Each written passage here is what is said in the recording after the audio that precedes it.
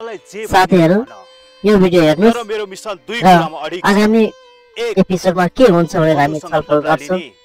2 तिमीलाई आफ्नो बनाउने। मेरो अगाडि यस्ता कुरा गरिस् भने सिधै चप्पल थुदेर हान्दिन्छु नि अनि सिधै मामा घर पठाइदिन्छु, बुझिस्?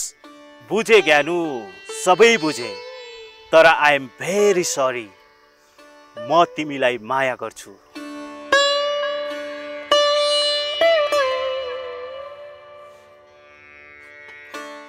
यो पापीलाई राम्रो मान्छे हो भन्ने सोचेको त झन् भन्दा झन् उग्र पो भयो त।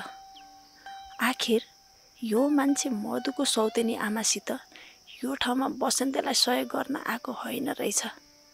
मधुसित बदला लिने सोचले पो आएको रहेछ। अब यति बेला मधु आफ्नै तनावमा छे। यो सब कुरा सुनाउँदा झन् तनाव हुन सक्छ उसलाई। त्यसैले अहिले यो बारेमा म केही बोल्न हुँदैन।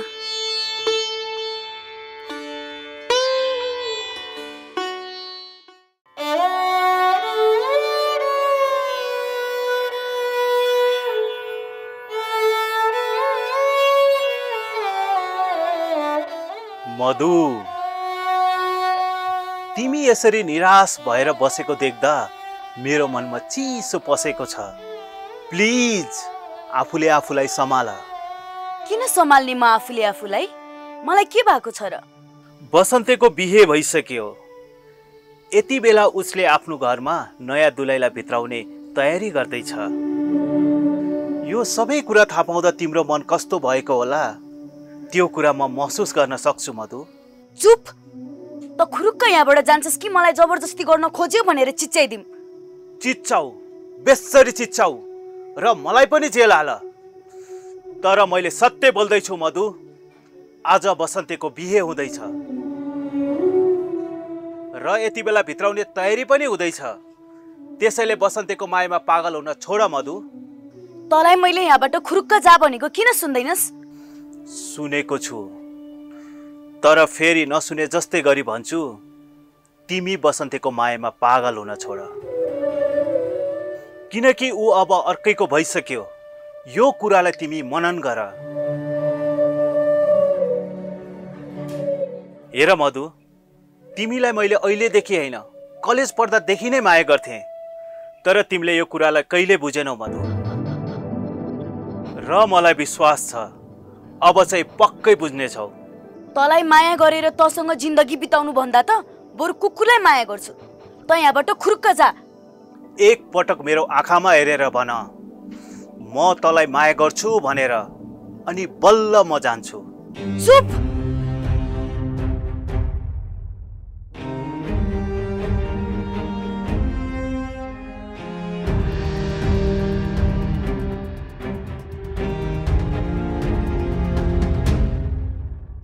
ज्ञानुलाई पनि यति बेलै किन घुम्न जानु परेको होला के? यदि ज्ञानु भइदिएको भए यो पापीलाई आज धुलो पिठो पारिन्थ्यो। त्यति सोझो मेरो मायामा पागल भएर बसेको बसन्तीलाई के आरोप लगाउँदो रहेछ पापी।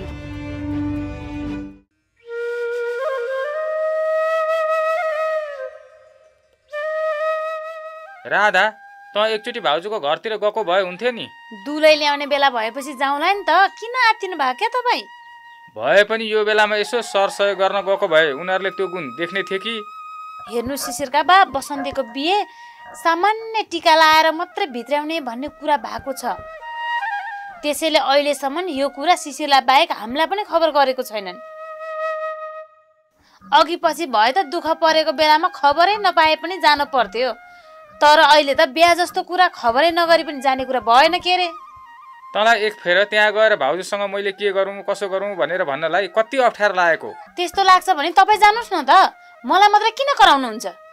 म त्यो घरमा गएँ भने भाउजूले ऋणै उठाउन आयो कि भनेर मसँग अँध्यारो मुख लाउँछिन्। कमसेकम आज छोराको बिहेको दिन भाउजूको अनुहार यसो उज्यालो हुन दिनु हामीले पनि। तपाईँको खुट्टाको पैताला चिलाएको भए तपाईँ जानुहोस्, नत्र भने म त मरि गए पनि जान दुलै नल्याइकन। त्यही पनि आज दुलै भित्राएको दिन यसो घरभित्रको मान्छेहरूको सरसल्लाह हुनसक्छ। हामी बाहिरको मान्छे नगएकै राम्रो। त्यसैले बरु भोलि गए पनि हुन्छ दुलैको मुख हेर्नलाई। आज हाम्रो सट्टा शिशिर गएको छ त। शिशिर त बसन्तेको साथी भएर गएको, तर घरमा भाउजू त एक्लै होलिन् नि। कमसेकम त गइस् भने उनलाई त साथी हुन्थ्यो। भयो छोडिदिनुहोस्, अब गएको भए बिहान थाहा पाउने बित्तिकै जानुपर्ने हो। अब यस बेला गयो भने त खाना गए जस्तो हुन्छ। त्यसैले अब जेसुकै होस् भोलि एकैचोटि दुलैको मुख हेर्ने गरी जाम्ला। अनि नौली बुहारीलाई के काम अराइ सिकाइ गर्नु पनि हुन्छ। इन्द्रे त अझै यतै पो छस्? आइज यता आएर बस। मलाई तिमीहरू जस्तो पापीहरूको घरमा बस्नु छैन कविराज। तिमीहरू एक नम्बरको पापी हो। मुखमा जे आउँछ त्यो नबोला है बाबु। हामीले तिम्रो के खाइदिएको छौँ र तिमीले हामीलाई पापी भन्छौ? राधा भाउजू, तपाईहरूले मधु र बसन्तेको सम्बन्ध छुटाएर ठुलो पाप गर्नुभयो। उनीहरूको सम्बन्ध हामीले छुटाएको होइन, आफै छुटेको। बेकारमा आरोप नला है। नचाहिने आरोप लगाएको होइन। तपाईहरूलाई बसन्तीले बिहे गर्दैछ भन्ने कुरा थाहा भएपछि यो खबर मधुसम्म किन पुर्याउनु भएन? कसरी पुर्याउनु हामीले खबर? त्यो केटी यहाँबाट जाँदाखेरि हामीलाई कम्ता वचन लागेको छ त्यसले। ठिक छ, तपाईहरूले यो कुरा लुकाएर पाप त गर्नुभएकै हो। एक दिन न एक दिन तपाईहरूले यो पापको फल भोग्नु नै हुनेछ। नचाहिने कुरा नगर मुला, फुरुक यहाँबाट जा। कविराज, यदि म हुँदैन थिएँ भने त पनि आज रेणुसँगै जेलमा हुने थिइस्। त्यसबाट बचाउनको लागि तँलाई मैले अनेक गरेँ, तर आज म तेरो घरमा आउँदा पाहुनालाई सम्मान गर्नुको साटो जा भन्छस् भने यो कुराको हिसाब किताब तँसित एक दिन राम्रोसँग गर्नेछु। इन्द्रे, तिमी यहाँ हामीलाई धम्क्याउन आएको हो? बोल्ने भए राम्रोसँग बोल, नत्र थपक्क निकालेर जाऊ। तिमी त राम्रो मान्छे हौ अनि सुध्रेऊ भनेर सोचेका थियौँ हामीले, तर तिमी त त्यस्तै मान्छे हैछौ।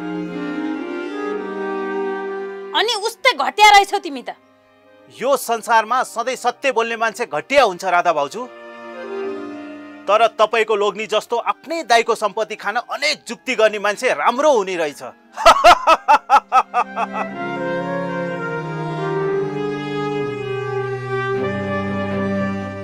इन्द्रे, तिमीलाई कसरी थाहा भयो हाम्रो शिशिरका बाले बसन्तेको सम्पत्ति खानको लागि अनेक जुक्ति लागेको छ भनेर? यही मुला कविराजले भनेको थियो र मैले ज्ञानुलाई बिन्ती गरेर यो बारेमा चौकीमा उजुरी नदेऊ भनेर मैले भनेको थिएँ। तर आज यसको हरकतले म आफैलाई चौकी जाने गराउन थाल्यो। भयो इन्द्रे, अब धेरै नरिसा। कहिलेकाहीँ साथीभाइमा कुरा गर्दै जाँदा यस्तो त भइहाल्छ नि।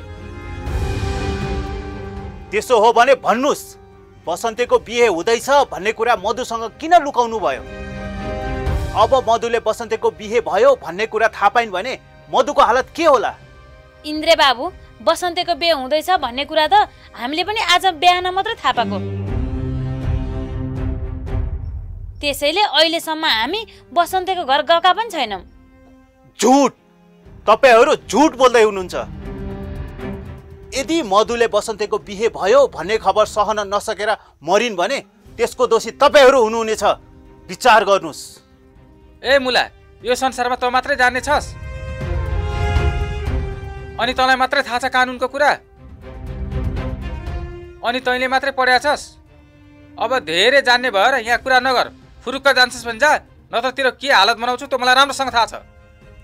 जो चोर उसको ठुलो स्वर भने जस्तो नगर कविराज, नत्र यसको मूल्य तैँले ठुलो चुकाउनु पर्नेछ। के गर्न सक्छस् त मुलाले? मैले चाहे भने तँलाई भर्खरै जेल हाल्न सक्छु। लौ हाल त जेल। कसरी हाल्दो रहेछस्?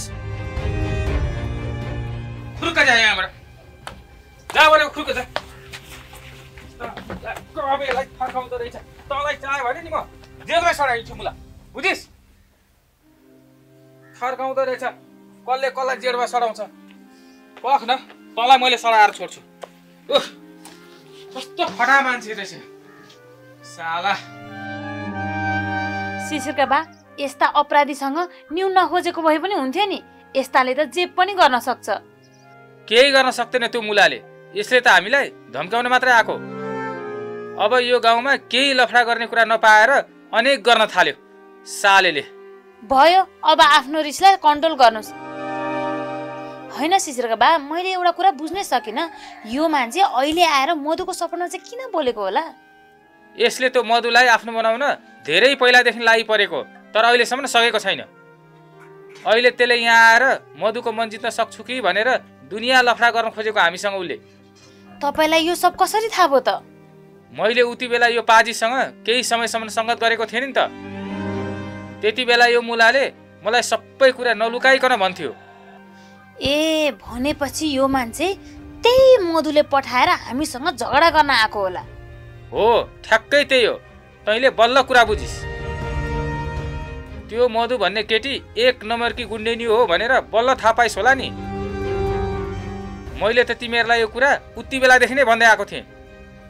हो रहेछ शिशिरका बा, हो रहेछ। भयो, अब यस्ता पाजीहरूका कुरा छोड्दे। बरु जा त, भित्र गएर चिया पकाएर ल्याए न। ल ल हुन्छ।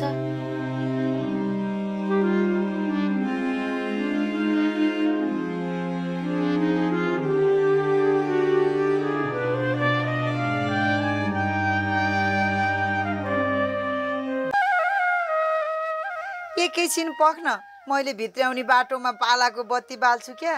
बत्ती अब भोलिबाट बुहारीले नै बाल्छिन्। यो तामझाम गर्नुभन्दा अब बुहारीलाई छोरी बनाएर राख। यो घरमा पहिलो पटक भित्रिएकी बुहारी मेरो बुहारी मात्रै होइनन्, लक्ष्मी पनि हुन् यिनी। ल ल, धेरै कुरा नगरिकन अब टिका टाला गरेर बेहुला बेहुलीलाई भित्र लैजाऊ। अनि बुहारीलाई फेर्ने धोती चोलो कपडा के छन् देऊ। हस् हुन्छ बसन्ते, आइज म तँलाई टिका लगाइदिन्छु। ल भाग्यमानी भएस, चिरञ्जीवी भएस। अब बिहे गरेपछि तेरो एकदम राम्रो प्रगति हुन्छ। आऊ नानी, अब म तिमीलाई पनि टिका लगाइदिन्छु।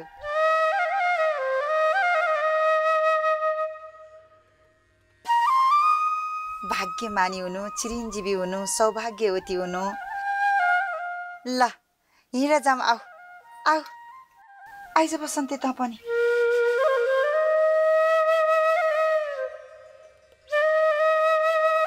ल बाबु, तपाईँले पनि आजबाट भाउजू पाउनुभयो।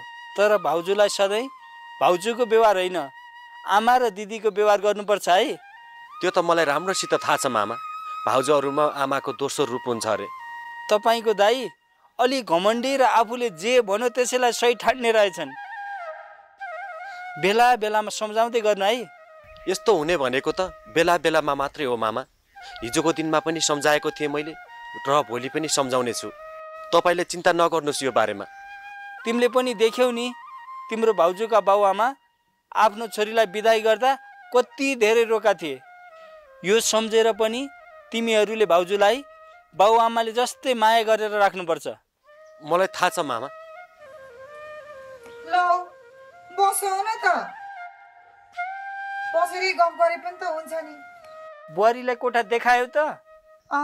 अनि लुगा फेर है भनेर म बाहिर आएँ कि। भान्जा कता छन् त? भित्र बसेर फोन हेरिरहेको छ। बिहान ज्ञानुले ल्याएर दिकी थिइन् के रे, त्यही भएर होला खुसीले त्यो त फुरुङ्ग भएको छ। हेर है दिदी, भान्जाले जथाभावी फोन चलाउने दुनियाँ केटीहरूसित कुरा गरे घरबार बिग्रेला नि। ख्याल राखे तिमीले यो बारेमा राम्रोसित। हुन्छ। ठुली आमा, बिहान ज्ञानु यता आएर फोन छोडेर जानु भएको हो र? हो नि, तर फोन चाहिँ मधुले पठाइकी रे। ल ल, धेरै कुरा नगरिकन खाना पाकेको भए खाना खाम। बिहानदेखि खाना नखाएर होला साह्रै भोक लागेको छ। हुन्छ, आइज भाइ, खाना खाएर कुरा गरौँला। शिशिर त पनि आइज। नाइ ठुली आमा, बरु भोलि एकपटक खाने गरेर आम्ला। अहिले घर जान्छु। थोरै खाएर जा के? नाइ ठुली आमा, तपाईँहरूले खानुहोस्, बरु म एकपटक घर गएर आइहाल्छु नि है। हुन्छ, जा न त। तर मैले देवर देउरानीलाई यो बारेमा केही भनेको छैन। त आउँदाखेरि सबैसँगै आओ है। हस् ठुली आमा, अहिलेलाई म हिँडेँ।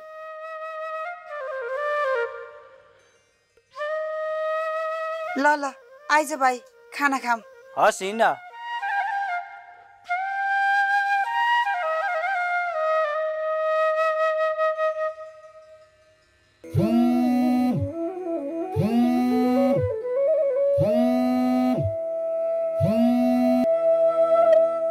हेलो बसन्ते, तपाईँ मामा घरबाट आइसक्नु भयो? मामा घरबाट? मामा घरबाट।